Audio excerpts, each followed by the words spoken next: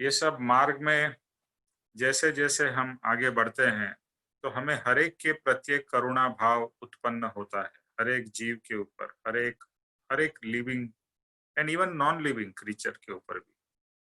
हर एक के लिए हमें एक करुणा भाव और एक कहते हैं ग्रेटफुलनेस का भाव, यानी थैंक यू। आपने फोन भी इस्तेमाल किया और फोन ने आपको सत्संग सुनने में सहायता दी, तो फोन को भी थैंक यू बोल सकते हो। आपके कारण मैं आज सत्संग सुन रही हूँ, आपका भी आभार।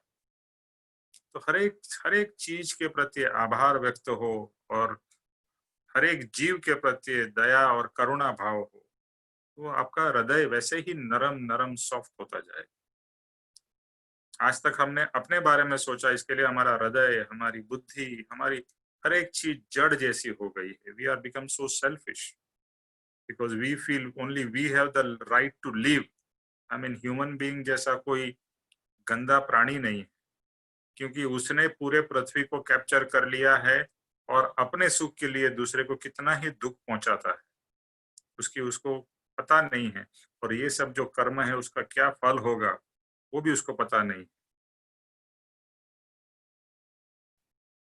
तो अभी हम कर रहे हैं गाथा नंबर 49। गाथा नंबर 49, भाष्यो देहाध्यास थी आत्मा देह समान, पणते बनने भिन्न छे प्रगट लक्षणे भान। तो ये आत्मा है, शिष्य की शंका है कि आत्मा जैसा कुछ नहीं है। उसके रिस्पॉन्स में श्री सद्गुरुदेव ये उत्तर दे रहे हैं। क्या कह रहे हैं? भाष्यो देहाध्यास थी आत्मा देह समान, पण ते बनने भिन्न छे प्रगट लक्षणे भान।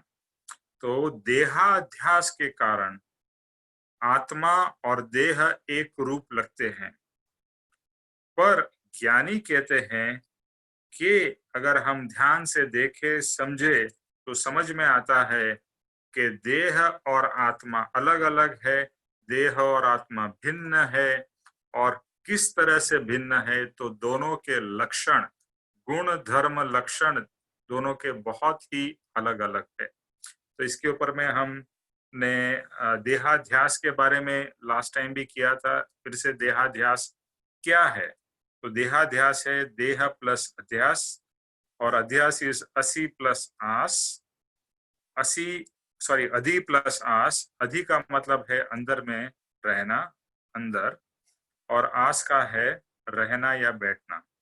तो देह के अंदर में बैठना यानी देहाध्यास, कि हम इतने देह के साथ में जुड़े हुए हैं कि हर समय हमारा देहाध्यास चलता ही रहता है। हर समय देह का भाव ये छूटता ही नहीं। और यही जो बीज भूल की बात हुई थी कि मूड जो बीज है, जो सबसे बड़ा परिभ्रमण का कारण है, कर्म बंधन का कारण है, वो मूड जो भूल है वो ये है कि आज तक हमने अपने आप को देह माना है, और देह मान के देह के हिसाब से ही हमने पूरा जीवन जिया है। तो देह देह जो है वो और मैं यानी आत्मा दोनों अलग है। इसके ऊपर में इस गाथा का और इसके बाद वाली भी गाथा का इसी के ऊपर में प्रहार है, फोकस है। तो हमने एक इंद्रिय, दो इंद्रिय, पंचेंद्रिय, सभी इंद्रियों के बारे में बात कही है। उसके जो भी जीव है उसका भी हमने जो एग्जाम्पल लिया है। अभी आगे पढ़ते हैं। मनुष्य, थोड़ा रिपीटेशन है लास्ट टाइम का। मनुष्य जैसे एक वस्त्र निकाल के दूसरा वस्त्र ग्रहण करता है, वैसे ही आत्मा एक देह छोड़कर दूसरा शरीर ग्रहण करता है। सॉरी, मुझे एक भाव आया। आई थिंक कुछ लोगों के विचार हो सकते हैं, जैसे हम किसी को बर्थडे होता है या एनिवर्सरी होती है तो फूल का बुके देते हैं, राइट? तो फूल का जब ये फूल की बात आई उसके ऊपर से एक विचार आया। अभी जब से ये समझ में आ गया है ना, एटलीस्ट मैंने तो किसी को भी फूल का बुके देना ही बंद कर दिया है। और जब कोई हमको फूल का बुके देता है तो हमें दुख होता है कि इतने सारे फूल और हमारे पास में जो फूल का बुके होगा, अगर आपके पास में बड़ा प्रसंग है तो बहुत सारे फूल आ जाएंगे, और इतने सारे फूल आ गए और 1 या 2 दिन या ज्यादा से ज्यादा 3-4 दिन में वो बेचारे फूल मुरझा के मर जाते हैं। तो क्या फायदा क्या होता है? सिर्फ कुछ क्षण के लिए ही हम फूल की सुंदरता देखते हैं। और रजनीश ने कहा है, ओशो ने कहा है कि मनुष्य ऐसा है कि जो चीज उसे पसंद आती है उसको वो तोड़ देता है, मार देता है। जैसे आपको फूल पसंद आया और आपने फूल प्लग कर लिया, तो आपने फूल की जान निकाल ली, यानी फूल को उसमें से, पेड़ में से निकाल लिया और उसका सोर्स से उसको निकाल लिया, तो फूल कुछ समय के बाद में मुरझाने वाला ही है। क्यों? आपको फूल पसंद है तो फूल को देखो, फूल की सराहना करो और फूल से प्रेम करो। ये फूल को तोड़ते क्यों हो? कोई भी चीज को क्यों तोड़ देते हो? Let it be. तो यहाँ पर अभी और आजकल क्या है, देखो जैसे बताया, फूल एक देने के अंदर में अपना कुछ भाव रहा हुआ है। वो भाव बहुत ही इंपॉर्टेंट है। अगर आप किसी को गिफ्ट भी देना चाहते हो तो ऐसी कोई चीजें गिफ्ट में दो जो उसको उपयोगी हो, क्योंकि बुके जो है वो कभी उपयोग में भी नहीं आता है। कोई यूज करने की चीज हो तो वो यूज भी बेचारा कर सकता है, लेकिन बुके जैसी चीज है वो तो कोई यूज भी नहीं कर सकता, बिकॉज वो 1-2 दिन रख के बाद में तो वो भी चले। इससे अगर आपने किसी को कुछ पेंटिंग या फ्रेम दिया, वो तो सालों साल तक चल सकती। एक फूल जैसी चीज तो वो रह नहीं सकती है, क्योंकि उसमें जान थी, वो जान अभी चली गई, इसके लिए वो बेचारा मुरझा के चला जाता है। सो एक पॉइंट ऑफ व्यू में आपसे मेरे दिमाग में आया, इसके लिए मैंने शेयर किया। So back to our point, मनुष्य जैसे वस्त्र बदलता है, मनुष्य जैसे वस्त्र बदलता है, वैसे ही आत्मा देह छोड़कर दूसरा शरीर ग्रहण करता है। अभी ये बात ये गीता के अंदर में भी बहुत ही क्लियरली लिखी गई है कि जैसे हम कपड़े बदलते हैं, इसी तरह से आत्मा, ये देह बदलता है। जब ये देह का जाने का समय हो जाता है या देह का एंड आ जाता है, तो कपड़े जैसे हम बदलते हैं वैसा आत्मा, शरीर बदलता है। एक देह से दूसरे देह तक और एक देह से दूसरे देह में ऑलमोस्ट इंस्टेंटेनियसली आत्मा जाता है। ऐसा कहा जाता है शास्त्र में कि 3 से 4 समय, समय means it is a fraction of a second, it is not even 3 से 4 second but fractions of second. ऐसा कहा जाता है कि एक समय में अनंत हमारी जो पलकें होती है ना, क्या बोलते हैं, आंख खुल बंद होती है, उसको क्या कहते हैं? तो जो हमारी वो ब्लिंकिंग होती है, ब्लिंकिंग, तो blinking is a very short period of time. आप आंख ब्लिंक होती है, आपको पता भी नहीं चल रहा है कि आंख ब्लिंक हो रही है। तो वो जो ब्लिंकिंग हो रही है, वो एक समय में बहुत सारी ब्लिंक्स हो सकती है। सॉरी, बहुत सारी, मतलब एक समय है, वो एक ब्लिंक से भी छोटा है। एक ब्लिंकिंग का जो टाइम है उससे भी छोटा समय है, और समय इतना सूक्ष्म और इतना छोटा है कि हमें उसको इमेजिन भी नहीं कर सकते हैं। तो 1 सेकंड में बहुत सारी समय आ सकते हैं। तो 3 से 4 समय के अंदर में, रामदास आपका जो प्रश्न था कि एक शरीर से दूसरे शरीर में आत्मा चला जाता है, अभी वो कैसे जाता है वो बाद में हम उसका पर डिस्कशन करेंगे। लेकिन ऐसा कहा जाता है, जैसे अभी आप पुराना घर छोड़ के नए घर जाते हो, आप आपका घर आपने समझो बेच दिया, या एक घर से आप दूसरे घर जाने वाले हो, तो आप नॉर्मली क्या करते हैं कि दूसरा घर जब तैयार हो जाता है, घर आपने खरीद लिया हो, उसमें 3-6 महीने आप जो भी इंटीरियर्स वगैरह कराना हो आपके हिसाब से, फर्नीचर एटसेट्रा, वो करा के घर रेडी होता है नॉर्मली, उसके बाद ही आप शिफ्ट होते हो। हाँ, मजबूरी में जाना पड़े वो अलग बात है, बट एक नॉर्मली समय हो तो हर एक वही चाहता है कि घर पे जाके काम ना करना पड़े, घर तैयार हो जाए फिर मैं उसमें शिफ्ट हूँ। तो ऐसा शास्त्र में लिखा है कि जब भी वो जहां पर उसको जन्म लेना है, या जन्म यानी जाके वहां पर एंट्री करनी है इस आत्मा को, वो जब भी ऑलमोस्ट रेडी हो जाता है, उसी समय ये देह छोड़ के दूसरे देह में आत्मा चला जाता है। इस देह का संयोग एकदम निकटवर्ती है, यानी इस देह का संयोग कितना क्लोज है वो आगे देखेंगे। जिस आकाश प्रदेश में देह की स्थिति है, उतने ही जगह में आत्मा की स्थिति है। जैसे हम, हमारा शरीर, लट से मैं यहाँ पर हूं, तो मैं आकाश यानी जो स्पेस है उसकी इतनी जगह रोक रहा हूँ, राइट, जितना मेरा शरीर का आकार है। तो जितना मेरा शरीर का आकार, उतने ही शेप और साइज का मेरा आत्मा भी है। तो यहाँ कहते हैं जितना आकाश में मैं शरीर रोक रहा है, उतना ही जगह में आत्मा भी है। इस प्रकार आत्मा को कहा जाता है, आत्मा और देह को कहा जाता है, एक टेक्निकल टर्म है, एक क्षेत्र अवगाहन। एक क्षेत्र, क्षेत्र मीन्स जगह, एक ही जगह में दोनों इक्वल, जैसा जितना आपका बॉडी है उतना ही साइज का, उतना ही डायमेंशन का आपका आत्मा भी, हर एक का। इसीलिए जब भी कहते हैं, जब चींटी में आत्मा जाता है तो चींटी के साइज का हो जाता है, हाथी में जब भी आत्मा जाता है तो हाथी के साइज का हो जाता है। तो आत्मा में एक विशेष गुण है जिससे वो फैल भी सकता है और बहुत छोटा भी हो सकता है। एक छोटे से सेल में भी आत्मा समा सकता है और एक बड़े से डायनासोर्स में भी आत्मा फैल सकता है। उतना आत्मा की कैपेसिटी है, वो उसका एक गुण है। और एक क्षेत्र अवगाहन यानी जितना शरीर है उतना ही आत्मा है, और उसी जगह पर आत्मा है। ऐसा नहीं है कि शरीर यहाँ पर है, इसी का इक्वल साइज का आत्मा बाजू में, नहीं, शरीर जितना है उतने ही जगह में और वहीं ही आत्मा है। किसी का माइक म्यूट पे नहीं है। तो जितना शरीर उतना ही आत्मा, इसको कहते हैं एक क्षेत्र अवगाहन। मतलब जितने क्षेत्र में देह है उतने क्षेत्र में आत्मा है, या वर्सेस जितने क्षेत्र में आत्मा है उतने क्षेत्र में देह है, और वही जगह पर है, अलग जगह पे नहीं है। तो शेप, साइज एंड लोकेशन सब कुछ सेम है, उसको टेक्निकली कहते हैं एक क्षेत्र अवगाहन।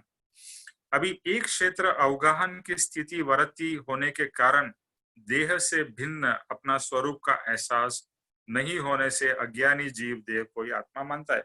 अभी जितने जगह में देह है उतनी जगह में आत्मा है, और एक जगह पर ही है, तो ऐसा लगता है कि देह वही आत्मा है। इसीलिए अज्ञानी जीव, और हम भी अज्ञानी है, हम ज्ञानी नहीं हुए आज तक, हमारा भी यही मानना था कि ये शरीर वही सब कुछ है, वही मैं हूँ, वही आत्मा है।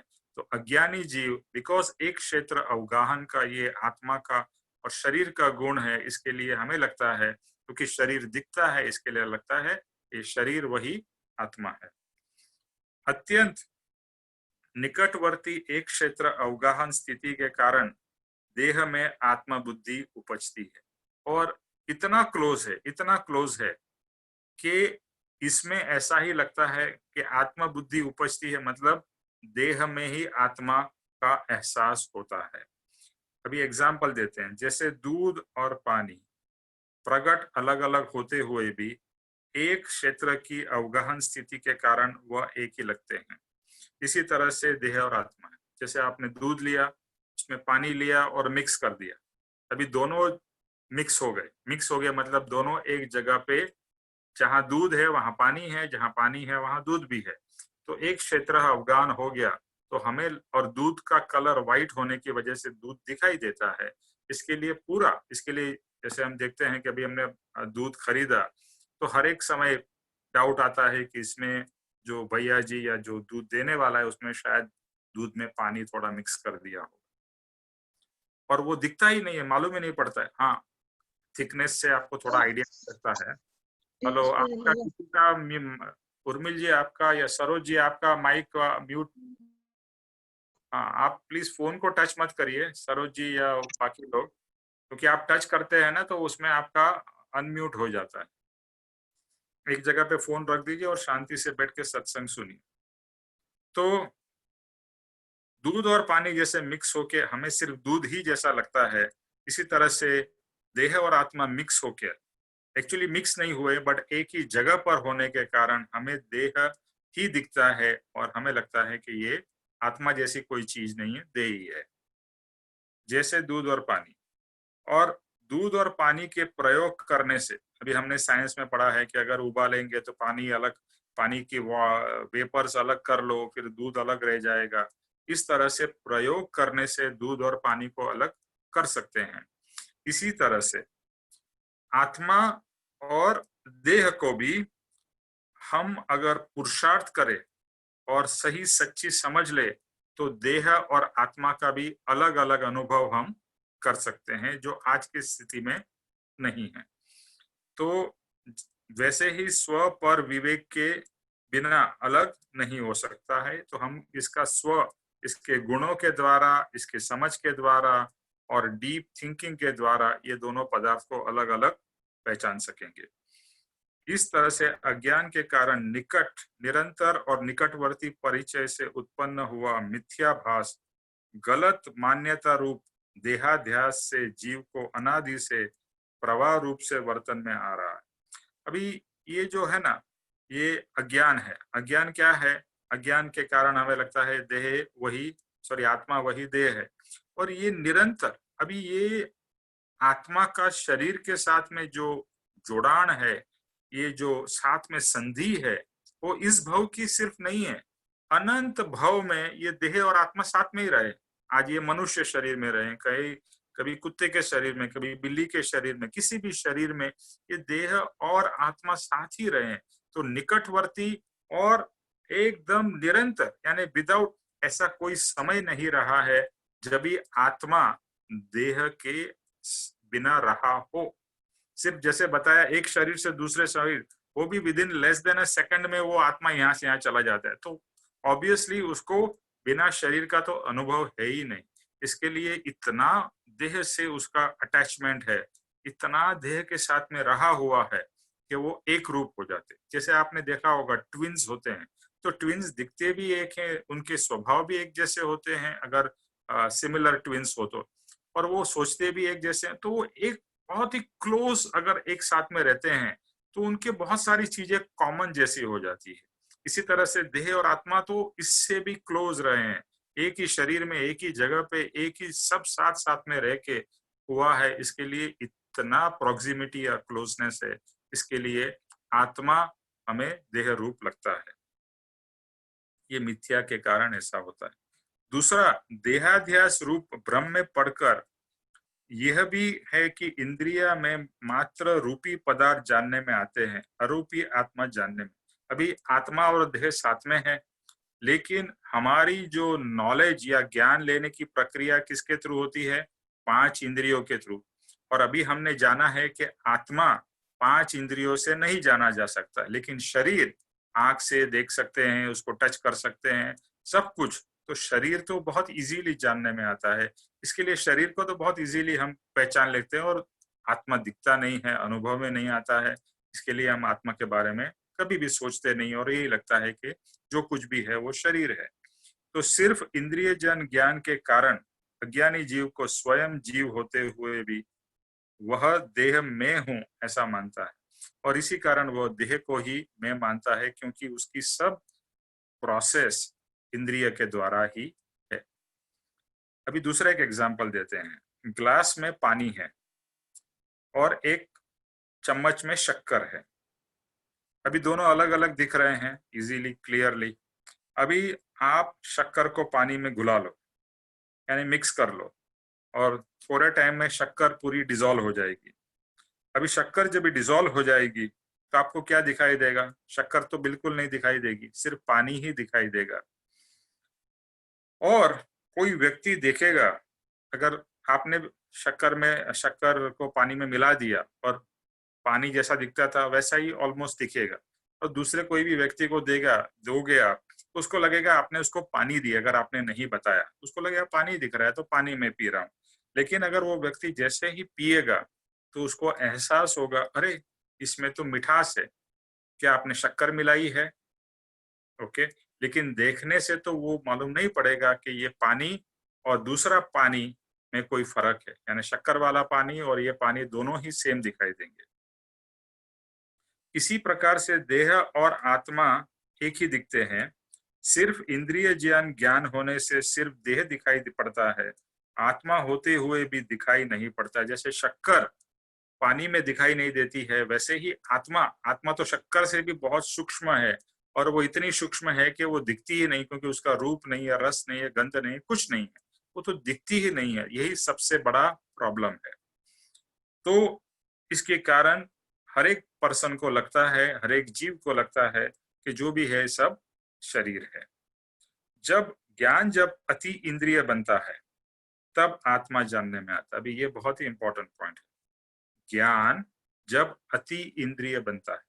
आज तक और अभी तक हमारा ज्ञान इंद्रिय जनित है। इंद्रिय जनित मीन्स इंद्रिय के द्वारा ही हम ज्ञान देख सकते हैं। इसका एक एग्जाम्पल पापा जी ने बहुत अच्छा दिया था। मान लो एक कमरा है और कमरे में एक दीवार है, उसमें 5 खिड़कियां है, 5 खिड़कियां है। तो जो भी लाइट आएगी वो 5 खिड़कियों के द्वारा आएगी, और आप भी जो देखोगे बाहर वो भी आप 5 खिड़कियों के द्वारा ही देखोगे ना, उसके सिवाय तो आप देख नहीं सकते हो। तो हमारी ये जो 5 इंद्रियां है ना, ये 5 खिड़कियां है जिसके द्वारा हम देखते हैं, जानते हैं, और जिसके द्वारा हमारे को बाह्य प्रकाश मिलता है। तो जो भी क्रिया होती है ये 5 खिड़कियों द्वारा होती है। अभी तक ये सोचना और समझना भी हमारे लेवल के बाहर है कि इंद्रियों के सिवाय भी आप जान सकते हो। यहाँ क्या कहते हैं, जब भी ज्ञान इंद्रिय अति इंद्रिय हो जाता है, यानी इंद्रियों से पर हमारा ज्ञान जब भी हो जाता है, तभी आत्मा जानने में आता है। ये सब ज्ञानी पुरुषों ने आत्मा इंद्रियों के द्वारा नहीं देखा है। आत्मा अपने अनुभव से करके जो इंद्रियों के पर है, जहां इंद्रिया काम नहीं कर रही है, वहां इंद्रियों से पर उन्होंने आत्मा का अनुभव किया है। तो हमें भी आत्मा का अनुभव करने के लिए उस लेवल तक पहुंचना पड़ेगा। यह हमारा ज्ञान उस लेवल तक हमें पहुंचाना पड़ेगा। एक सिंपल एग्जांपल मैं देता हूं समझने के लिए। जैसे बच्चा जब भी छोटा होता है और चलना शुरुआत करता है, तो चलता है तो वो गिर जाता है, तो वो क्या करता है, कोई भी सोफा हो, कुर्सी हो, उसको पकड़ पकड़ के चलता है, राइट? क्योंकि वही उसका सहारा है, अगर उसके बिना तो वो खड़ा नहीं रह पाता है। या फिर माँ बाप उसको हाथ पकड़ के चलाते हैं। तो ये 5 इंद्रियां है ना, ये इस तरह से हमारे सहारे हैं, क्योंकि हमको अपने पैर पे खड़ा होना आया नहीं है। लेकिन जैसे ही बच्चा थोड़ा बड़ा होता है और उसको सेंस ऑफ बैलेंस आता है, बैलेंस आने से फिर वो सहारे की उसको जरूरत नहीं पड़ती है। इसी तरह से जब ज्ञान आगे बढ़ता है, 5 इंद्रियों से आगे बढ़ता है, तो ज्ञान को ये 5 इंद्रियों की उतनी जरूरत नहीं पड़ती। फिर भी ज्ञान इंद्रियों से उपयोग तो करता है, लेकिन वो अति इंद्रिय हो जाता है। अति इंद्रिय, जैसे परम कृपाणु देव के केस में कहे कि वो एक इंद्रिय से दूसरी इंद्रिय का काम लेते थे, एक इंद्रिय से दूसरे इंद्रिय का काम लेते थे। यानी उनके एग्जाम्पल्स बहुत सारे हैं कि उनके पास में कुछ खाना रखा है, तो वो खाना बिना चखे वो सिर्फ देख के बता देते थे कि इसमें नमक है ही नहीं, या इसमें ये प्रॉब्लम है। तो वो उनका ज्ञान इंद्रियों से भी पर जा रहा है। जैसे पुस्तक है, पुस्तक को वो टच करके, सिर्फ टच करके पुस्तक में क्या ज्ञान है वो ग्रहण कर सकते थे। तो वो अति इंद्रिय उनकी ज्ञान की दशा हो गई थी। उस समय फिर इंद्रियों की कोई जरूरत उनको पड़ती नहीं थी, या पड़ती थी तो भी हमारे को जितनी पड़ती है उतनी नहीं पड़ती थी। अभी जब भी उनको अवधि ज्ञान हुआ, अवधि ज्ञान मतलब क्या, कि यहाँ बैठे बैठे उनको बहुत दूर की चीजें दिखाई देती थी। तो वो आंख से तो देख नहीं रहे हैं, क्योंकि नॉर्मली जब भी हम कोई भी चीज देखते हैं तो आंख से देखते हैं। वो तो बिना आंख, अभी मेरे सामने दीवार है, दीवार के उस पार उस दूसरे बिल्डिंग में या उससे 1 किलोमीटर दूर के बिल्डिंग के मुझे अगर ज्ञान हो रहा है, तो वेरी क्लियर कि वो तो इंद्रिय द्वारा नहीं हो रहा है। तो वो आत्मा तभी ज्ञान स्वरूप हो गया है, तो उसे इंद्रियों की फिर जरूरत नहीं पड़ती है, या पड़ती भी है तो उससे बहुत कम उपयोग करना पड़ता है। अपने आप ही ज्ञान से द्वारा वो सब देख सकते हैं। तो अवधि ज्ञान में भी इंद्रियों की जरूरत नहीं पड़ती है। मनोपर्य ज्ञान, मनोपर्य जो ज्ञान है, उसके अंदर में भी दूसरे के मन की बात जान लेना, यानी वो जानबूझ के बात नहीं जानते थे, लेकिन एक सहजा सहज दूसरे व्यक्ति की क्या मन में भाव दशा चल रही है, क्या सोच रहा है, वो अपने आप उनको जानने में आ जाती थी। और ऐसा हमारे साथ भी होता है। थोड़ा थोड़ा अगर हमारे अंदर में सूक्ष्मता हो, तो दूसरा क्या विचार कर रहा है कभी कभी हमें एहसास हो जाता है। और हर एक चीज में एक्चुअली इंद्रियों की जरूरत नहीं है। जैसे अवधि ज्ञान, सॉरी, जैसे श्रुत ज्ञान में हम सुनते हैं और देखते हैं और ज्ञान लेते हैं। लेकिन जो मति ज्ञान है, मति ज्ञान तो मन के विचार से समझ के द्वारा प्रकट होता है।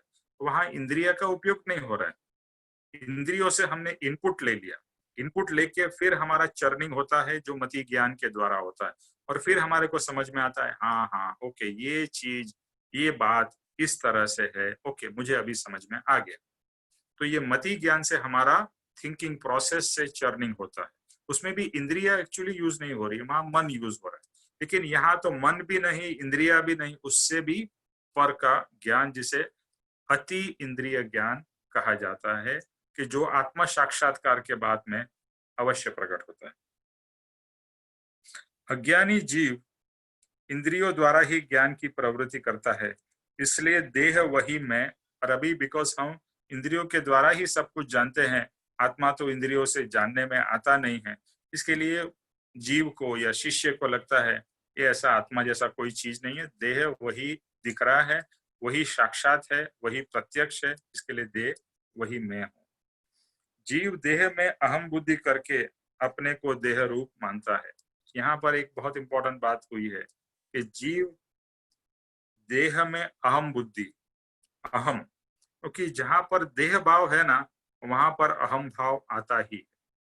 पापा जी ने काफी बार कहा है कि देह भाव, वहां पर अहम भाव होगा ही, और जहां आत्मा भाव होगा, जितने परसेंटेज और जितने समय के लिए, वहां पर अहम भाव नहीं होगा। अब देखिए, जैसे ही देह भाव आपका आएगा, इसके ऊपर सोचिएगा, वहां पर सूक्ष्म या ज्यादा अहम भाव प्रेजेंट होगा। और जैसे ही यहाँ पर क्या कहा है कि जीव देह में अहम बुद्धि करता है कि ये मैं हूँ, मेरा है, मैं हूँ, तो ये मैं जो है वह अहम भाव है। वो अहम भाव करके वो उसको देह रूप मानता है, और अहम भाव प्रकट होने से ऑब्वियसली कर्म बंधन होता ही। और ज्ञानी को कर्म बंधन क्यों नहीं होता है? क्योंकि अहम भाव नहीं है, देह भाव नहीं है, देह भाव नहीं है, इसके लिए अहम भाव नहीं है, वहां पर सिर्फ आत्मा भाव है। और आत्मा तो इतना करुणा, प्रेम, आनंद से भरा हुआ है कि वो फिर कर्म बंधन कैसे होगा? हमारे अंदर तो प्रेम की कमी है, करुणा की कमी है, आनंद और सुख की कमी है, तो हम तो उसी अलग भाव में है, यानी आत्मा भाव में नहीं है, देह भाव में है। इसके लिए हम हमेशा स्ट्रेस में हैं, हमेशा डिफिकल्टीज में हैं। आप ये देह भाव छोड़ने की प्रैक्टिस कर सकते हैं, कि एटलीस्ट भाव तो कर सकते हैं कि मैं आत्मा हूं। अभी मुझे समझ तो आई है ना कि मैं आत्मा हूं, तो मैं देह तो नहीं हूं। और ये देह भाव जो हो रहा है वो अज्ञान के कारण हो रहा है, मेरे पूर्व के देह के संबंध के कारण हो रहा है, बट मैं तो आत्मा हूं। और मुझे जितना हो सके आत्मा भाव में रहना है। और ये दया, करुणा, प्रेम, ये सब भाव हम जैसे जैसे प्रैक्टिस करेंगे, जैसे अभी छोटे से फूल की बात आई, फूल की पंक्ति की बात आई, ऐसे हर एक चीज में जब भी हमें दया, करुणा, नॉट ओनली फूल, कीड़े मकोड़े, इवन मनुष्य, एक दूसरे मनुष्य के प्रति भी एक सहानुभूति, उसके प्रति एक प्रेम भाव, करुणा भाव, और सिर्फ हमारे परिवार के लिए नहीं। अभी हमारा प्रॉब्लम क्या है, सिर्फ हमारे को जो दया, करुणा जो भी आती है ना, अच्छे भाव, वो हमारे परिवार के सीमित होते हैं, उससे आगे हमारा कोई नहीं। नौकर चाकर बेचारा कितना भी तकलीफ में हो तो ठीक है, उसको थोड़ा हम मदद करेंगे, बट लेकिन ज्यादा उसके बारे में नहीं सोचेंगे। यानी जो एक सेल्फिश नेचर है हमारा, सिर्फ हम अपना और अपने एकदम क्लोज परिवार के बारे में सोचते हैं। और आपने सुना होगा कि जैसे बहुत सारे बच्चों के केस में वो बड़े हो जाते हैं, फिर माँ बाप का ऋण वगैरह भी सब भूल जाते हैं, और माँ बाप को जो ना बहुत ही बुरी तरह से ट्रीट करते हैं, या कभी वृद्धाश्रम में रख के आते हैं, क्योंकि अभी उसको क्या फील हो रहा है कि ये माँ बाप मेरा परिवार नहीं है, मेरा परिवार मैं, मेरी पत्नी, मेरे बच्चे। तो जैसे ही पहले तो माँ बाप उसको अपना परिवार लगते थे, शादी वादी हो गई, बच्चे हो गए, तो अभी उसको माँ बाप अपना परिवार नहीं लगते हैं। उसके लिए जो फीलिंग्स है ऑटोमेटिकली उसकी चेंज हो जाती है। सोचिएगा। तो एनीवे, कमिंग बैक टू देह भाव, जहां देह भाव है वहां ही अहम भाव है, और वहां से अहम भाव से फिर ममत्व भाव भी प्रकट होता है, ये मेरा है, वो आगे भी आएगा। मनुष्य देह में रहा हुआ आत्मा अपने को मनुष्य मानता है। अच्छा, दूसरी बात यह है कि अगर मैं मनुष्य के शरीर में हूं तो मैं अपने आप को क्या मानता हूं? मैं मनुष्य हूं। अगर मैं कुत्ते के शरीर में था तो मैं अपने आप को क्या मनुष्य मानता था? नहीं। कुत्ता जो है, जिसके अंदर में भी आत्मा है, वो अपने आप को क्या मानता है? कुत्ता मानता है। बिल्ली के अंदर भी आत्मा है, तो बिल्ली वाला जो आत्मा है वो अपने आप को क्या मानता है? बिल्ली, कि मैं बिल्ली हूं। चूहा तो चूहा। इसी तरह से हर कोई जो शरीर में जाता है उसी शरीर को अपना मानता है और उसी रूप अपने को मानता है। पृथ्वी का ही होते हुए भी जड़ नहीं हो जाते हैं। अभी ये हमने कल सॉरी सैटरडे को जो कहा था कि पृथ्वी में भी यानी पत्थर में भी जीव है, तो बट पत्थर में जीव होते हुए भी वो जड़ नहीं बन जाता है। एक एक गुण है, आत्मा कभी भी जड़ नहीं हो सकता है। जड़ और चेतन कभी भी एक दूसरे का रूप नहीं ले सकते, यानी चेतन कभी जड़ नहीं हो सकता और जड़ कभी चेतन नहीं बन सकता। इट इज इम्पॉसिबल, बिकॉज दोनों वापिस अभी लक्षण वगैरह आएंगे तो भी हम देखेंगे। संयोग संबंध के कारण दोनों द्रव्य एक रूप व्यवहार करते हैं, पर तत्व से जड़ और चेतन अलग अलग ही रहते हैं। अभी संयोग है ना, यहाँ पर ये शरीर भी है और मैं आत्मा भी हूँ। यहाँ संयोग है, एकदम क्लोज है, जैसे क्लोज मीन्स एकदम क्लोज है। तो संयोग से तो दोनों एक रूप लगते हैं, लेकिन दो अलग अलग द्रव्य है, दो अलग अलग पदार्थ है, जड़ और चेतन अलग अलग है, क्योंकि दोनों के गुण धर्म लक्षण अलग अलग है। वो दोनों अपने अपने भाव में रहते हैं, अर्थात जड़ देह जड़ भाव में परिणमन करता है और चेतन आत्मा चेतन भाव में परिणमन करता है। एक्चुअली ये सब इतना मिक्सअप हो गया है ना, तो हमें लगता है चेतन जड़ का काम कर रहा है, जड़ चेतन का काम कर रहा है। एक्चुअली शरीर शरीर का काम करता है, चेतन चेतन का काम करता है। चेतन जानने का काम करता है और शरीर बाकी सब क्रियाएं करता है। हमें लगता है कि शरीर जानने का काम कर रही है, लेकिन जानने वाली जो पदार्थ है वह आत्मा है। हमें लगता है आंख देख रही है, लेकिन क्या आंख देख रही है? इसका बहुत सारा एग्जाम्पल्स दिया गया है। पापा जी बहुत और दूसरे ज्ञानी भी एग्जाम्पल देते हैं। अभी मैंने चश्मा पहना हुआ है, अभी चश्मा पहन के मैं देख रहा हूँ, तो अभी देख कौन रहा है? चश्मा देख रहा है या मेरी आंख देख रही है? आप कहोगे ऑब्वियसली आंख देख रही है। तो चश्मा क्या है? चश्मा आपको देखने में मदद कर रहा है। चश्मा मुझे देखने में मदद कर रहा है। फिर ये प्रश्न आता है, क्या आंख देख रही है या मैं देख रहा हूं? क्या आंख देख रही है या मैं देख रहा हूं? आप क्या बोलोगे? मैं देख रहा हूं। आप ऐसा तो नहीं बोलते आंख देख रही है। तो आप आंख के द्वारा देख रहे हो, तो इस शरीर में क्रिया देखने की हो रही है, लेकिन जो देखने वाला पदार्थ है वो कौन है? आत्मा है। जो जानने वाला पदार्थ है, देह तो सिर्फ एक इनपुट दे रहा है कि ये चीजें दिखाई दे रही है, लेकिन इसको एनालाइज कौन करता है? मन। और मन के बाद में जो रियल में उसका अनुभव जो कर रहा है वो है आत्मा। सो आत्मा जो है वही तो रियल देख रहा है, वही तो जान रहा है। जो अनुभव हो रहा है, जो फीलिंग्स हो रही है, शरीर को तो फीलिंग होती नहीं है। जैसे आपको एग्जाम्पल से पता ही है कि अगर शरीर डेड हो जाए उसको क्या फीलिंग होती है? उसको आप कितना भी अच्छा खाना खिलाओ, अच्छी चीजें दो, नथिंग, कोई फर्क नहीं पड़ेगा उसको, क्योंकि जो फीलिंग वाली पदार्थ थी वो तो चेतन आत्मा थी। तो इस शरीर में भी दोनों साथ में रहते हुए भी एक्चुअल में दोनों अलग अलग अपना काम कर रहे हैं। शरीर शरीर का काम कर रहा है, आत्मा आत्मा का काम कर रहा है, लेकिन दोनों इतने क्लोज है और मिक्सअप हो गए हैं तो हमें दोनों एक ही लगते हैं। हमें लगता है ये सब जानने की क्रिया, फीलिंग्स वगैरह है, ये शरीर कर रहा है। नहीं, फीलिंग्स और जानने का जो प्रोसेस है वह आत्मा कर रहा है। तो यहाँ क्या कहते हैं कि देह में रहते हुए देह देह का काम करता है और आत्मा आत्मा का काम करता है। आत्मा का जो गुण धर्म है वो आत्मा करता है, जानने की क्रिया, अनुभव करने की क्रिया, वो सब आत्मा कर रहा है, और बाकी सब जो एक्टिविटीज है वो शरीर कर रहा है।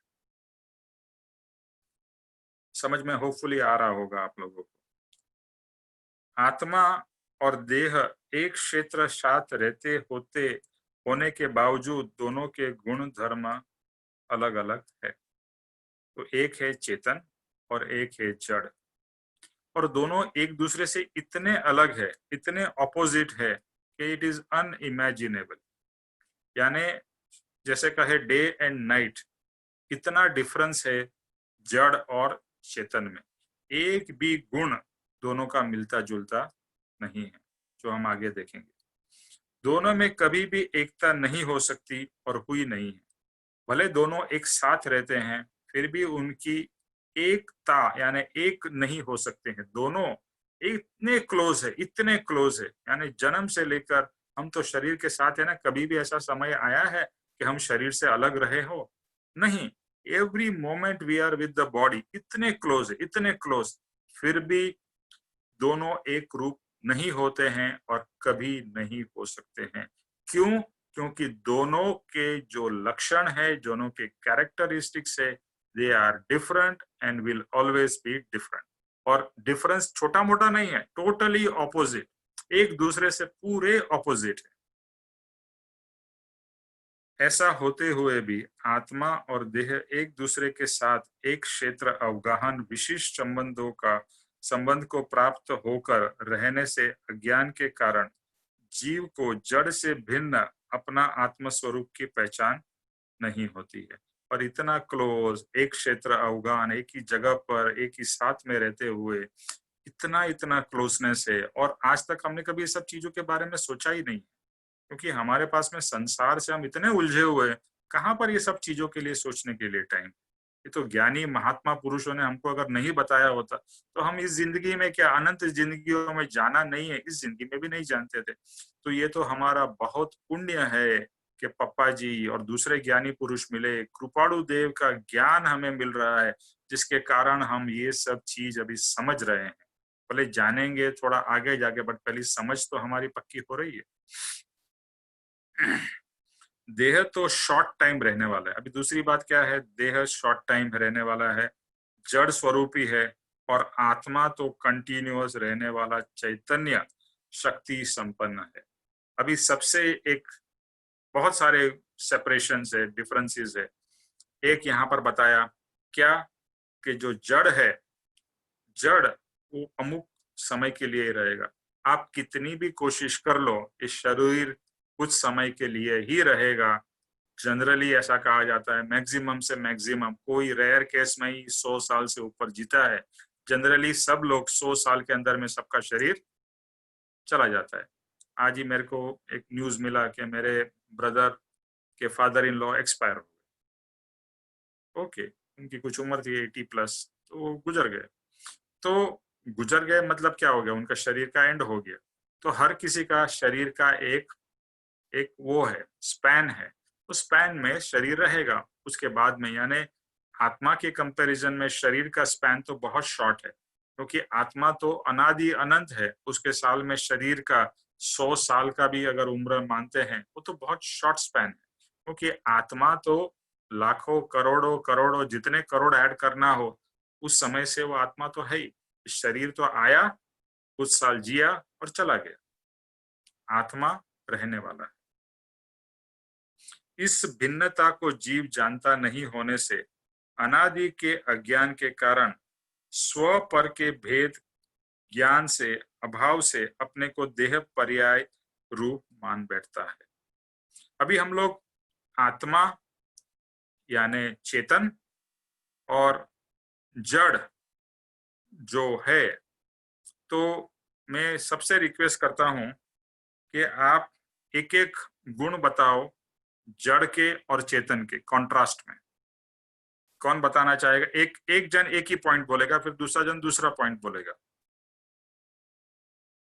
आत्मा शांत स्वरूप है। और जड़, उसका कॉन्ट्रास्ट आपको बताना है। जड़ अशांत है। Yeah. The- okay, think about it. और कोई? हम्म आत्मा जानता है कि क्या हो रहा है उसके साथ, पर हम्म जड़ सब कुछ हो रहा है उसके साथ, बट उसको ज्ञान नहीं है, उसको नॉलेज नहीं कि क्या हो रहा है मेरे साथ, आगे क्या होगा, पीछे क्या हुआ था। ओके, तो इसका ये मतलब है कि आत्मा में ज्ञान यस, गुण गुण। Yes. और चेतन सॉरी जड़ में ज्ञान गुण नहीं है, उसको पता नहीं है कि वो एग्जिस्ट भी करता है। Yes. Okay, very good. दूसरा? हाँ, आत्मा चैतन्य में है, मीन्स वो खुश रहना चाहता है आत्मा। तो जड़? जड़ जड़ खुशी ढूंढता है, लेकिन उसको जो मिलती है, जो भी चीज शारीरिक खुशी हो, शॉर्ट टाइम रहती है वो।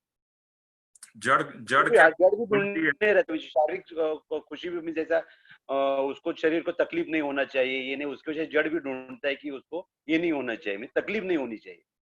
रामदास, फिर से सोचिए, क्या जड़ खुशी ढूंढता है? सोचिएगा इसके पॉइंट के ऊपर। जड़ और आत्मा दोनों जब एक साथ रहते हैं नहीं नहीं, तो हम एक साथ की बात नहीं कर रहे हैं, हम अभी जड़ के गुण और चेतन के गुण की बात कर रहे हैं। यानी जड़ की क्या क्या कैरेक्टरिस्टिक्स है और चेतन की क्या क्या कैरेक्टरिस्टिक्स है। अपना ब्रेन ये जड़ में आएगा या इसमें आ जाएगा, चेतन में आ जाएगा? आपको बताना है। ओके, ब्रेन सोचिए इसके ऊपर, सोचिए जड़ में सोचिए। आ जाएगा ना, ब्रेन जड़ में आ जाएगा। कोई बात नहीं, आप सोच के बताइए।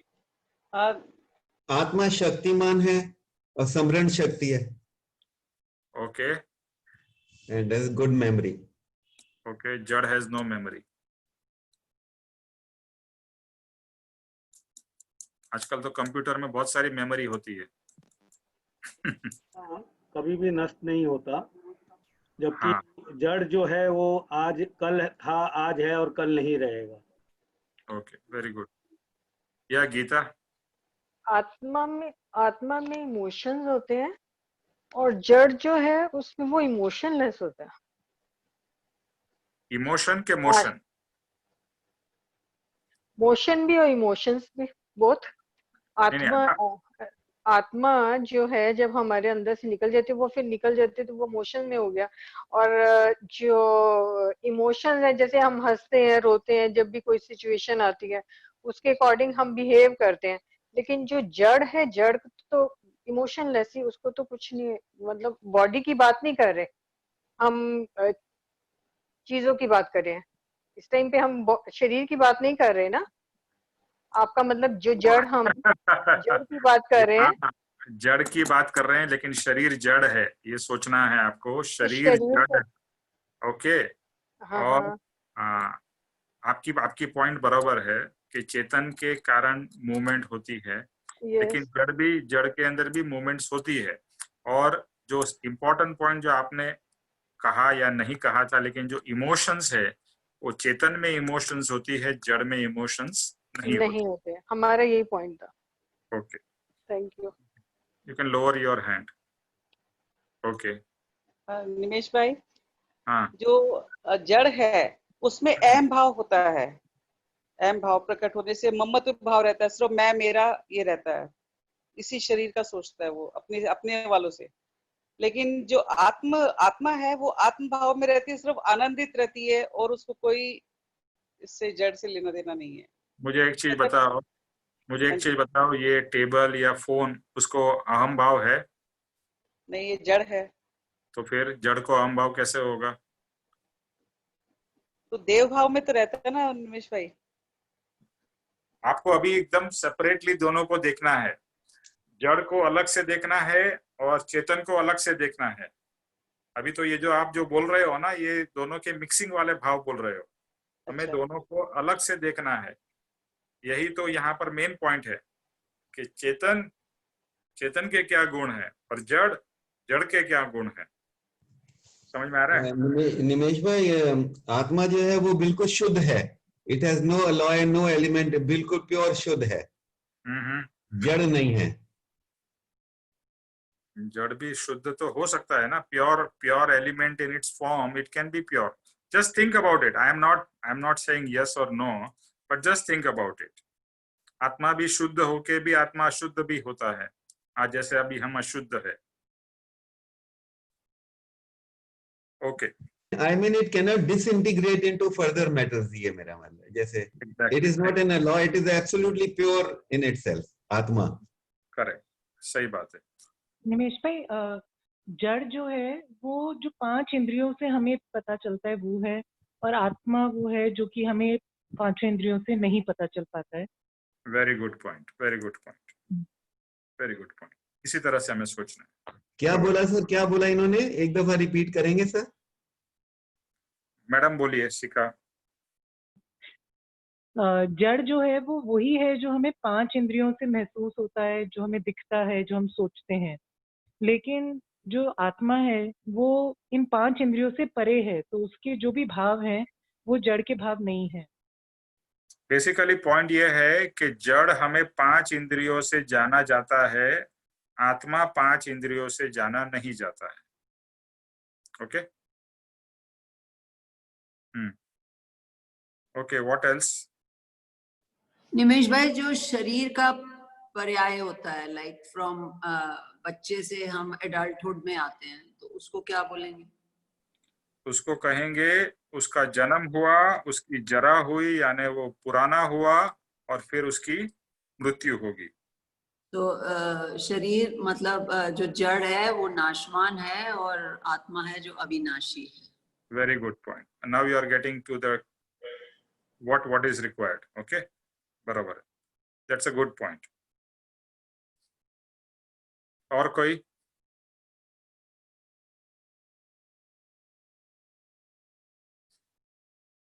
ओके, मैंने कुछ पॉइंट्स लिखे हैं, उसमें से आप लोगों ने कुछ बोले हैं, आप लोग नोट करिए. इसके और भी हो सकते हैं. पहले तो बात यह है कि जो कोई भी पदार्थ होता है, पदार्थ को जानने के लिए लक्षण, यानी हाउ डू यू नो कि ये पदार्थ है. कोई भी चीज को जानने के लिए उसके गुण धर्म लक्षण कहे जाते हैं. कि ये बुक है, ये बुक को हम, how do I know it's called as a book, यानी बुक का कोई लक्षण है, राइट. बुक के अंदर पेजेस होते हैं, बुक के अंदर कुछ लिखा होता है, और पेपर से बनता है. इस तरह से इसके कुछ कैरेक्टरिस्टिक्स होते हैं. तो हर एक पदार्थ के कुछ न कुछ कैरेक्टरिस्टिक्स होते हैं, और उससे कुछ यूनिक कैरेक्टरिस्टिक्स होती है जिससे हम उसको दूसरे से अलग जानते हैं. अभी ये बुक है और ये नोटबुक है. ओके, ये नोटबुक है, तो बुक और नोटबुक में क्या फर्क है? तो आप कहेंगे कि बुक में सब चीज प्रिंट होके आती है, नोटबुक खाली होती है. तो इससे हम बुक और नोटबुक का डिफरेंशिएशन समझ सकते हैं. टेबल और कुर्सी दोनों ही जड़ है, तो हम टेबल को और कुर्सी को डिफरेंशिएट कैसे करते हैं कि भाई टेबल जो है इसका ये आकार होता है, इसके ऊपर चीजें रख सकते हैं, और कुर्सी का ये शेप होता है और कुर्सी बैठने के काम आती है, टेबल चीजें रखने के काम आती है. तो हर एक चीज को उसके कुछ यूनिक आइडेंटिफिकेशन से हम उसको कहते हैं कि ये चीज सो एंड सो है. ये फोन है, तो how do I know it's a phone? अगर दूसरी ऐसी कोई आकार की चीज रख दी जाए तो क्या मैं उसको फोन कहूंगा? नहीं.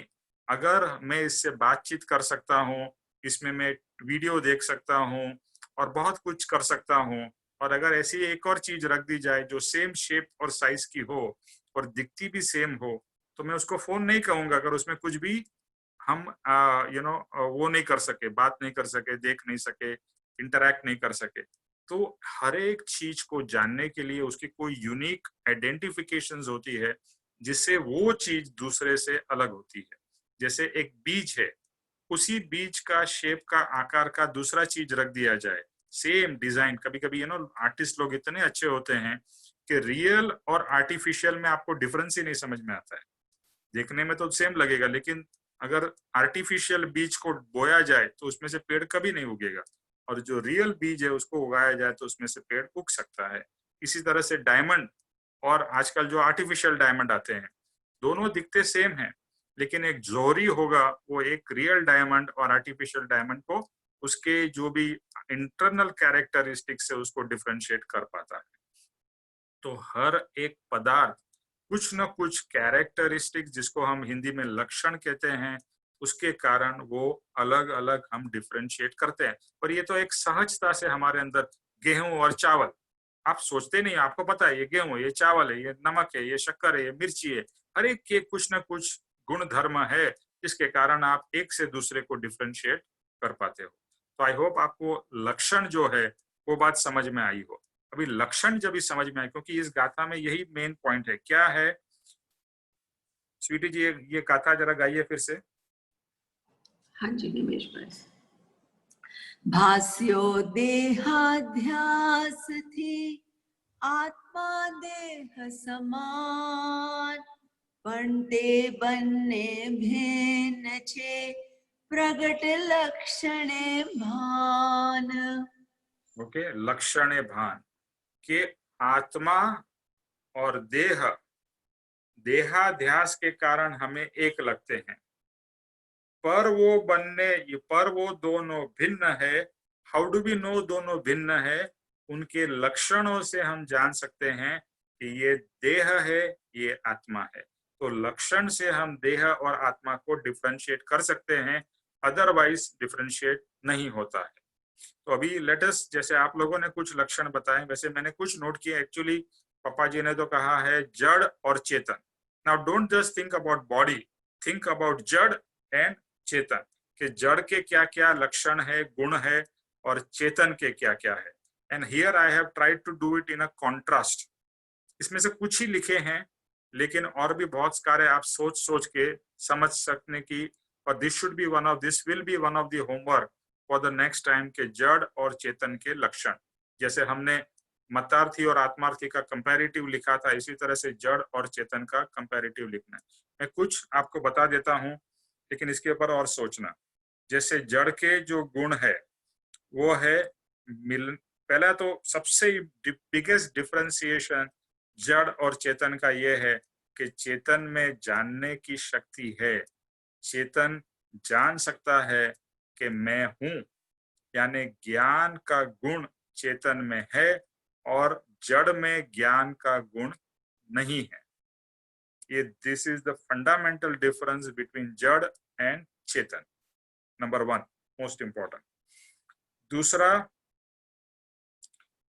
जो जड़ है वो जड़ फॉर्म होता है, यानी बनता है, और धीरे धीरे कोई भी चीज नहीं होती है तो एक ब्रांडिंग होती है, यानी एक चीज का जन्म होता है। चाहे वो फोन हो, शरीर हो, किताब हो, कोई भी हो, वो नई बनती है, नया उसका रूप प्रकट होता है, और वह रूप धीरे धीरे धीरे पुराना होते होते होते एक दिन उसका नाश हो जाता है। जबकि चेतन है वो, उसकी उत्पत्ति ही नहीं होती, वो नया या पुराना कभी भी नहीं होता। चेतन जैसा है वैसा ही रहता है।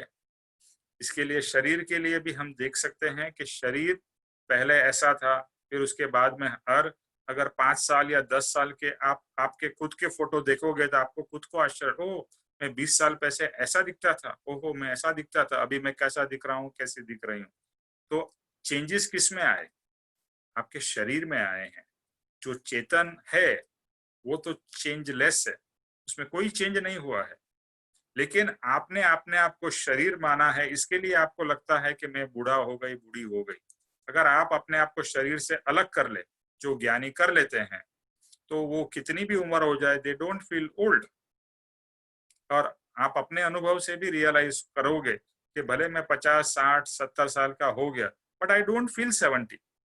It's not because of body, it is because of your चेतन। तो जो शरीर है या कोई भी चीज है, उसकी एक एजिंग प्रोसेस है, जबकि चेतन या आत्मा की कोई एजिंग नहीं है। तो ये बड़ा एक और डिफरेंस है। फिर जैसे बताया, जड़ है उसका जन्म होता है, वो पुराना होके मर जाता है। चेतन है वो अजर, अमर, अविनाशी है। न तो वो पुराना होता है, न तो वो मरता है, न तो उसका कभी नाश होता है। वो अजर, अमर, अविनाशी है। जबकि जड़ अविनाशी नहीं है, उसका विनाश होता है, वो पुराना होता है, और उसका जन्म भी होता है। जन्म, जरा, मरण, ये सब किसके गुण है? जड़ के हैं, और शरीर का भी, शरीर में भी जन्म हुआ, फिर जरा हुआ, यानी धीरे धीरे ओल्ड हुआ और मृत्यु हो गई। आत्मा की ऐसी कोई अवस्था नहीं होती है। आत्मा क्या है? आत्मा अजर है, अमर है, अविनाशी है और अजन्म भी है। अजन्मा, उसका कोई जन्म नहीं है। फिर जैसा गीता ने बताया, आत्मा के अंदर में फीलिंग्स है। जो ये शरीर में आप फीलिंग्स अनुभव करते हो, इट इज बिकॉज ऑफ आत्मा। शरीर या जड़ में कोई भी फीलिंग नहीं होती। इसको मैं टेबल को 1000 बार मारूंगा तो कोई फर्क नहीं पड़ेगा, और अगर मुझे कोई एक छोटा सा थप्पड़ भी मार जाए तो मुझे फीलिंग होगी, या कोई मुझे कुछ सुना दे तो मुझे बहुत फील होगा। और इस टेबल को, या अगर मेरा या कोई किसी का डेड बॉडी है, उसको कितनी भी गाली दो, उसको कितने भी फूल हार चढ़ाओ, उसको कोई फर्क नहीं पड़ेगा, क्योंकि अभी उसमें चेतन नहीं रहा है। तो इमोशंस एंड फीलिंग्स ये चेतन में है और जड़ में नहीं है। फिर ये जो यहाँ पर बात हुई है कि जड़ टेम्पररी है, वो कुछ समय के लिए ही एग्जिस्ट करता है, जबकि चेतन जो है चेतन वो एवरलास्टिंग त्रिकाली है, यानी पास्ट प्रेजेंट फ्यूचर हमेशा है और रहेगा, जबकि जड़ जो है कुछ समय के लिए ही रहता है। फिर जो शिखा ने बताया कि जो जड़ है वो 5 इंद्रियों से हम उसे जान सकते हैं, जबकि चेतन को 5 इंद्रियों द्वारा नहीं जान सकते, यानी वो 5 इंद्रियों से पर है। फिर दूसरा जो है, जड़ में रूप, रस, गंध, स्वाद, स्पर्श, शब्द। जड़, कोई भी जड़ पदार्थ ले लो, उसमें कुछ ना कुछ रूप होगा, उसमें कुछ ना कुछ रस या स्वाद होगा, उसमें कुछ ना कुछ स्मेल होगी। इवन ये बुक भी लो तो आप कहोगे इसमें स्मेल किधर है, लेकिन आप कुछ भी करोगे तो कुछ ना कुछ तो स्मेल आएगी उसमें से। तो हर एक में, भले किसी की स्ट्रॉन्ग स्मेल होती है, किसी की लेस होती है, तो रूप होगा, गंध होगा, रस या स्वाद होगा, स्पर्श होगा, इसको आप टच कर सकते हो, इसको आप फील कर सकते हो, और इसमें से जैसे हम बोलते हैं उसमें से आवाज या शब्द। तो ये 5 इंद्रियों के जो भी जानने की प्रक्रिया है वो जड़ के थ्रू होती है, यानी जड़ के अंदर में रूप है, रस है, गंध है, वर्ण है, एटसेट्रा। चेतन में न रूप है, न रस है, न गंध है, न वर्ण है, कुछ नहीं। It is formless, it is tasteless, it is odorless, it is, you cannot even touch it, कुछ नहीं। वो एकदम अलग ही पदार्थ है, और ऐसा अलग पदार्थ है कि हमने जाना नहीं है, इसके लिए हमने आज तक चेतन को पहचाना नहीं। तो रूप, रस, गंध, इसमें कुछ भी नहीं है, no form, no colour, no shape. फिर जड़ को हम बना सकते हैं। जनरली एक शरीर भी माता पिता के मिलन से बनता है, एक टेबल कुर्सी भी कोई ना कोई बनाता है, कुछ ना कुछ, ये किताब भी बनाई, ये फोन भी बनाया, बनता है। आइदर नेचर बनाता है या मनुष्य बनाता है या कोई ना कोई प्राणी बनाता है, जबकि चेतन को कोई बनाता नहीं है, बन नहीं सकता है। चेतन को आप लेबोरेटरी में डेवलप नहीं कर सकते हो। इसके लिए scientist have failed. Why? Because they have tried to develop आत्मा in a laboratory. It cannot be developed, it cannot be made, it exist. जबकि जड़ चीज को आप बना सकते हो, डेवलप कर सकते हो, इवन मॉडिफाई कर सकते हो। चेतन को न तो डेवलप कर सकते हो, न तो बना सकते हो, न तो उसको मॉडिफाई कर सकते हो।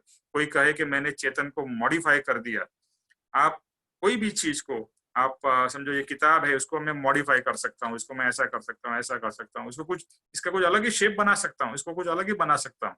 लेकिन चेतन जो है वो जैसा है वैसा ही रहेगा। You cannot change it, cannot touch it, you cannot change it only, कुछ नहीं कर सकते हो।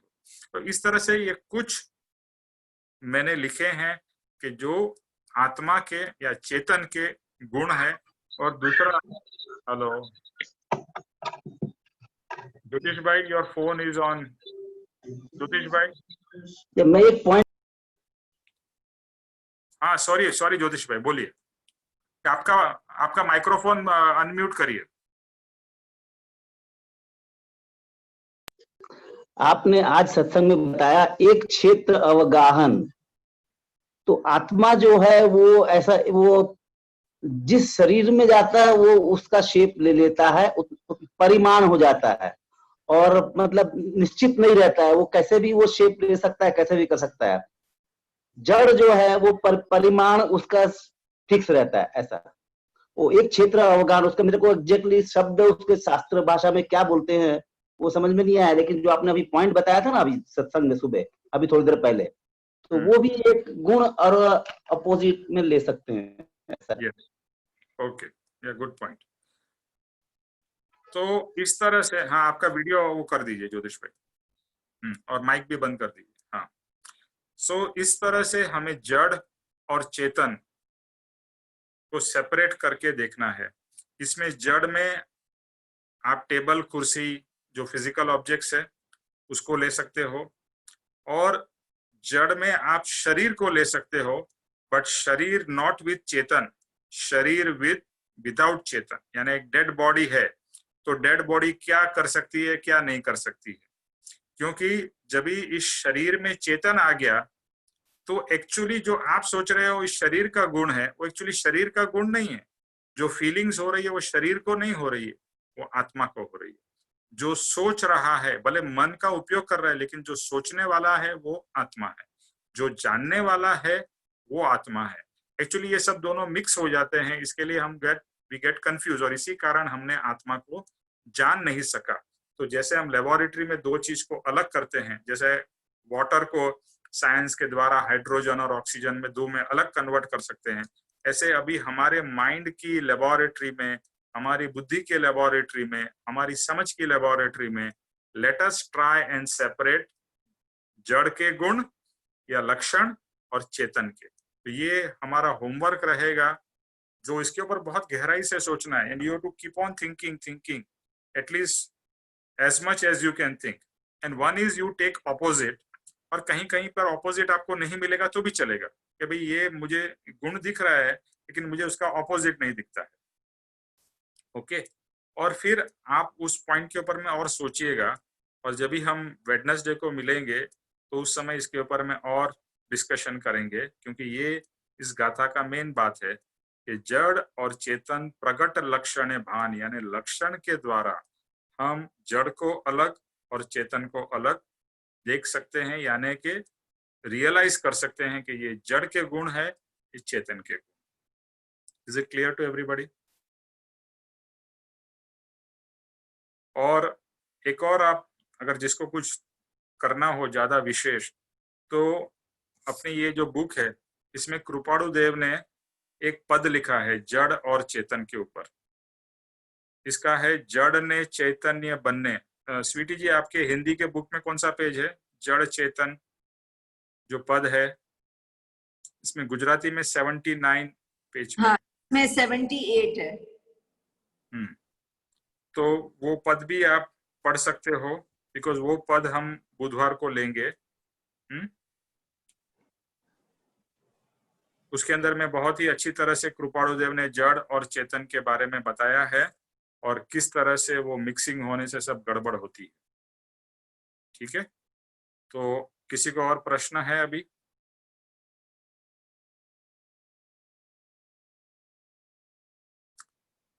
तो हमारे को कृपाणु देव की थिंकिंग प्रोसेस देखो, वो कितने ब्यूटीफुली हमें लेके जा रहे हैं इस पाथ के ऊपर, जिससे हम आज तक की जो हमारी सबसे बड़ी भूल चली आ रही है कि मैं ही शरीर हूँ, उससे हमको धीरे धीरे धीरे समझ के द्वारा, विचार के द्वारा, और जो भी आपकी प्रोसेस हो, वो एक प्रोसेस के द्वारा हमें बहुत अच्छी तरह से समझाएंगे कि मैं आत्मा हूँ। लेकिन we don't want to jump to the conclusion, let us follow along with him, जिस तरह से वो हमको लेके जा रहे हैं। ठीक है, ओके। सो कोई और प्रश्न है या और कोई पॉइंट ऐड करना चाहता है?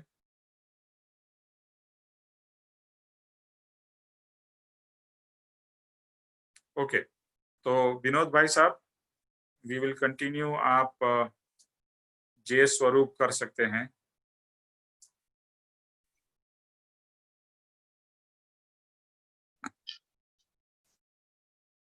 शुरू करूं? हाँ जी, करिए। जय स्वरूप समझा विना पाम्यो दुख अनंत समझाव्यो ते पद नमो श्री सद्गुरु भगवान परम पुरुष प्रभु सद्गुरु परम ज्ञान सुख धाम जेने आप्યું ભાન તેને સદા પ્રણામ તે છતાં દેની દશા વર્તે દેહાતી તે જ્ઞાનીના ચરણમાં હું વંદન અવનીત हे परम कृपालु देव जन्म जरा मरणादि सब दुखों का अत्यंत क्षय करने वाला वितराग पुरुष का मूल मार्ग आप श्रीमान ने अनंत कृपा करके मुझे दिया। उस अनंत उपकार का प्रत्युपकार करने में मैं सदा सर्वथा असमर्थ हूँ। फिर आप श्रीमान कुछ भी लेने में सर्वथा निष्प्रह हैं, जिससे मैं मन वचन काया की एकाग्रता से आपके चरणार विंद में नमस्कार करता हूँ। आपकी परम भक्ति और वितराग पुरुष के मूल धर्म की उपासना मेरे हृदय में भोग पर्यंत आकर जागृत रहे, इतना मांगता हूँ वह सफल हो। ओम शांति शांति शांति। ओके, बिफोर वी से एंड करते हैं, मुझे एक आप लोगों से गुड न्यूज शेयर करना है कि कल मेरी पूज्य पप्पा जी से बात हुई थी, और जो नए लोग हैं, जो लोग अभी इस सत्संग के द्वारा जुड़े हैं नए, उनसे पप्पा जी ने कहा है कि he will give some time, तो उनसे बातचीत हो सकती है पप्पा जी से। तो उन्होंने कहा है कि मैं पहले उनको फोन करूंगा। सो जो मैं लिस्ट में अभी देख रहा हूं जो नए हैं, उसमें एक तो श्वेता है, सुनीता जी है, और दूसरा आज रीटा नहीं आई है, रीटा एंड पिंकी जी भी नहीं आई है, और एक दो लोग और नए हैं। श्वेता इज देयर, शिखा, हाँ शिखा भी है। तो और कौन है नए शकुन, जिनको पप्पा जी से एक या दो बार हम लोग इंट्रोडक्शन या मीटिंग करा सकते हैं? एक्चुअली पप्पा जी ने तो ये कहा जब भी आप दिल्ली जाओ तो मुझे वहां से वो करना। मैंने बोला पप्पा जी अभी तो ये कोरोना की वजह से तो जा नहीं सकते हैं, तो अभी एटलीस्ट जो नए लोग हैं, तो मैं ये 4, 5, 6 लोग जो नए हैं उनका पप्पा जी के साथ में एक वीडियो कॉन्फ्रेंस जैसा हम कराएंगे, जिससे आप पप्पा जी को बात कर सकते हो, उनसे डिस्कस कर सकते हो। It will be more like a group call because Pappa ji is very busy, but हमारी रिक्वेस्ट के वजह से पप्पा जी ने बोला है। और कौन नया है, जो भी नए हो मुझे आप इन्फॉर्म कर देना, जितने भी लोग। शायर बाबा जी भी नहीं है। हाँ ओके, शायर जी भी ओके, तो उनका भी मुझे नंबर भेज देना, शायर जी का, ठीक है। और Sunita ji also had keen interest. या सुनीता जी का मैंने नाम ले लिया। I will repeat the names, शायर जी, सुनीता जी, देन निमेश भाई मेरा भी लिख लेना, रीना जी मेरा। अरे रीना जी आप तो बहुत पुराने हो। कहाँ पुरानी हूँ मैं, पप्पा अरे, जी से एक बार समागम नहीं हुआ, सिर्फ दर्शन ही हुए हैं मेरे को। अच्छा हाँ अच्छा, आई थॉट कि आप तो बहुत टाइम से हो। नहीं, टाइम से तो मार्ग में हूँ, पप्पा जी के पास नहीं हूँ। मैं समझ गया। हाँ। लेकिन पापा जी ने क्या कहा, जो अभी रिसेंटली जो मार्ग में आए हैं ना, आपको भी चांस मिलेगा। तो हाँ अभी इनिशियली जो एकदम अभी ये सत्संग के द्वारा जुड़े हैं, उनको पहला चांस देंगे, फिर बाकी दूसरों को भी चांस मिलेगा, आप चिंता मत करिए। ठीक है। तो मैं कहता हूँ सुनीता जी, श्वेता, शिखा और रीटा जी एंड शायर एंड पिंकी जी, शायर जी, पिंकी जी, ठीक है। आई थिंक इतने 6-7 लोगों का डिस्कशन पापा जी के साथ में। लेकिन मोस्टली हम लोग वेडनेसडे को करेंगे, टाइम है रात को 9 से 10 बजे। तो मैं पहले पापा जी को फोन करूंगा इफ ही इज अवेलेबल, और आप लोगों को मैं कांटेक्ट करूंगा। तो मुझे आप सब लोग, मेरा मोस्ट ऑफ द पीपल का नाम नंबर है मेरे पास में, अगर नहीं है तो मुझे आपका नंबर जरा फॉरवर्ड कर देना, ठीक है। और ये अपॉर्चुनिटी बहुत ही इम्पोर्टेंट अपॉर्चुनिटी है।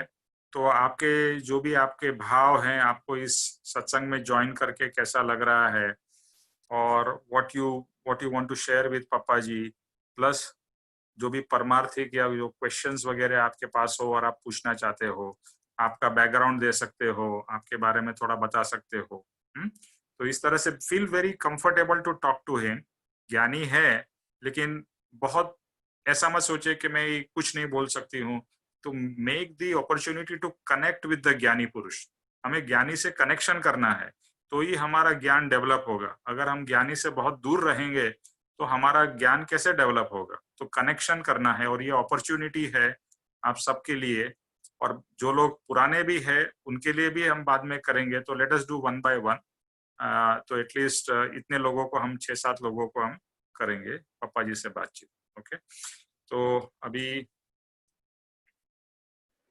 त्रिलोक के नाथ की जय हो, परम कृपाणु देव की जय हो, सदगुरु देव की जय हो, आज के आनंद की जय हो, सर्व के परमार्थ पुरुषार्थ की विजय हो, विजय जय हो। जय हो। जय सद्गुरुदेव वंदन सद्गुरुदेव वंदन निमेश भाई। जय सद्गुरुदेव वंदन। गुरुदेव वंदन निमेश जय भाई। सद्गुरुदेव वंदन निमेश भाई। जय सद्गुरुदेव वंदन। जय सद्गुरुदेव वंदन निमेश भाई। जय सद्गुरु। निमेश भाई होमवर्क क्या था? होमवर्क होमवर्क बताया ना कि जड़ और चेतन के लक्षणों के बारे में। ठीक है, ओके। ठीक है, और जो प्रैक्टिकल जो है, शांत रहना है और शांत भाव का प्रैक्टिस करना है। Okay, thank you. Thank you Nimesh भाई। Thank you. Thank you Jay Vandan. Thank you. Thank you. Thank you. Thank you.